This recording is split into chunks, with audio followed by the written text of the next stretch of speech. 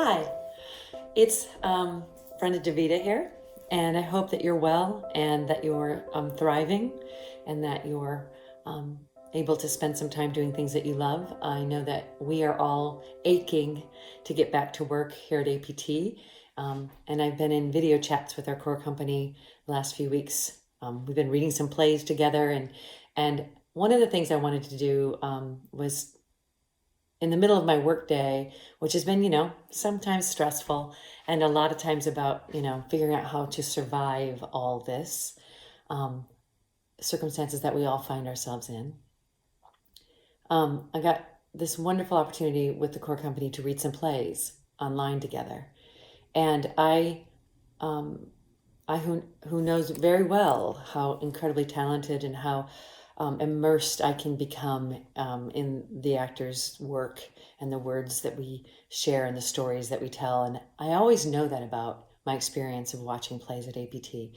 But I was reminded, and in the middle of the gulf of kind of overwhelm sometimes, it was incredibly powerful to read plays together and to hear their voices and to see their faces and to connect with them through stories, and how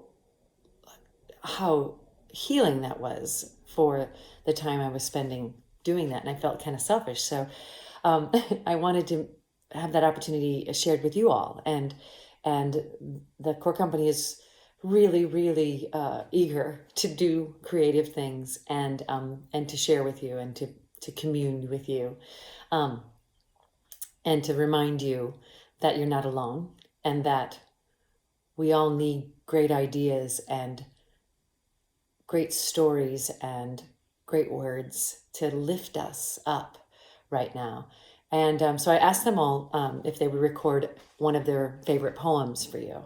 And so over the course of the next few weeks, we're going to be setting out a series of poems called Words from the Woods. And it's their job, and they're so good at it. I liken what they do and what we do when we tell stories and we all go to live theaters is people come there and gather together, and there's a collective kind of openness. And much like when a person goes to the doctor, and has this feeling that they need something's not right, and they need some healing. I feel the same kind of situation happens out in the theater, where we aren't very conscious of the healing that we need, but it becomes aware that when we're open and we're listening and we're experiencing stories, that somehow we move some parts inside of us that were out of whack, that were just not aligned, and we find some sense of comfort together. And that kind of healing is imperative right now, I think, for many of us. So this is our attempt to do some good, and to share some stories and some ideas and some wonderful words with you. Because I asked them to do it, I knew that I should probably do it as well. I was asked, well, you should do it as well, which, let's be honest, yes, I will do it. I accept the challenge. So I went through and I started reading a whole bunch of old poems that I liked. And you may be very familiar with this poem. It's quite famous, by Kipling, called If. I believe he wrote it to his son, or for fathers for their sons.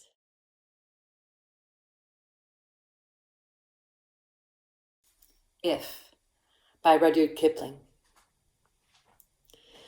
If you can keep your head when all about you are losing theirs and blaming it on you, if you can trust yourself when all men doubt you, and make allowances for their doubting too, if you can wait and not be tired of waiting, or being lied about, don't deal in lies, or being hated, don't give way to hating, and yet don't look too good nor talk too wise.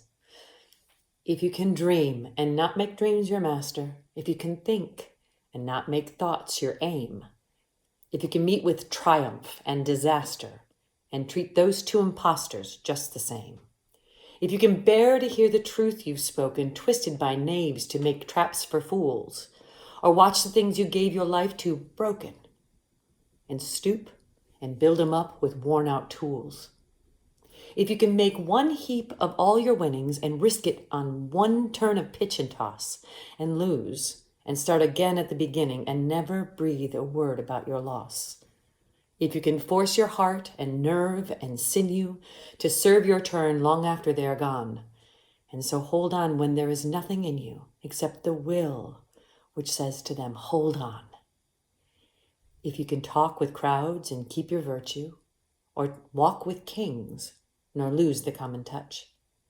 If neither foes nor loving friends can hurt you, if all men count with you, but not too much, if you can fill the unforgiving minute with 60 seconds worth of distance run, yours is the earth and everything that's in it.